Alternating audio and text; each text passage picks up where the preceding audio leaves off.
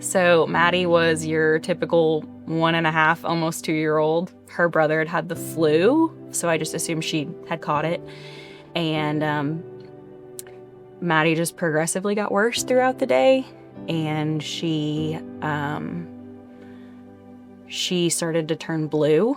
So at that point I thought, okay, well, I need to take her in and be seen because this is, not good.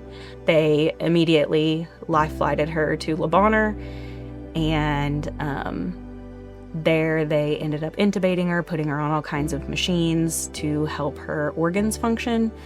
Throughout the process, we learned that she had gone into septic shock. Once they figured out what had caused the septic shock, they were able to stabilize her and try to just keep her alive and get her organs working like they needed to. As they were bringing her out of her sedation, they were looking at her limbs that had lost blood flow for a significant amount of time. And in the end, she ended up losing both of her legs below the knee. She lost several fingertips on her right hand, and she also had lack of blood flow to her brain for a little bit. And so she's kind of lost some function in her left hand, and she's having to relearn how to use that as well. For the first few hours at LODEN, they had to do several surgeries to help her because everything was just, going downhill quickly. And so through the surgeries, they realized she had an abnormality in her heart, which is actually connected to an abnormality with her spleen. So she actually was born without a spleen. And because of that, she caught strep pneumonia, which is actually a very common bacteria that most people catch and get over just fine. But because she didn't have the spleen, it got into her bloodstream and just affected her whole body, and her body just started to shut down. It just feels like a dream at this point. Like even like then and now kind of feels like a dream. And I think it was like that for 2 or 3 days, was just like, this isn't real. Like, this can't be real. And of course it was. So I had some experience with the Therapy and Learning Center before. My oldest kid had done some speech therapy.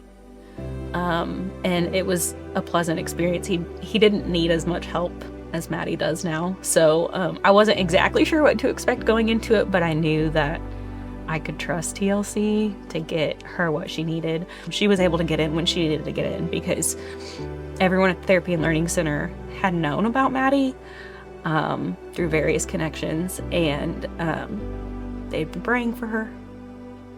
And they had reserved spots for her, knowing that she was going to come back and need as much help as possible and very intensive therapy. So that was one thing that really impacted me, because I would tell a lot of people about it, because it means a lot to me that the Therapy and Learning Center knew she was coming and was prepared for her. Her therapists are fantastic. They genuinely care about her and celebrate her victories, and I love that.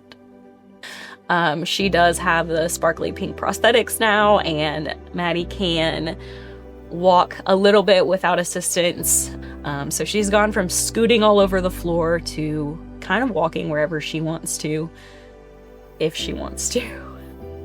I'm pretty sure I cried in the middle of the Therapy and Learning Center just to see her gain that mobility back that, I think I always knew through the process, she was gonna be able to do things. She's very determined, and so she's going to be able to do the things that she wants to be able to do.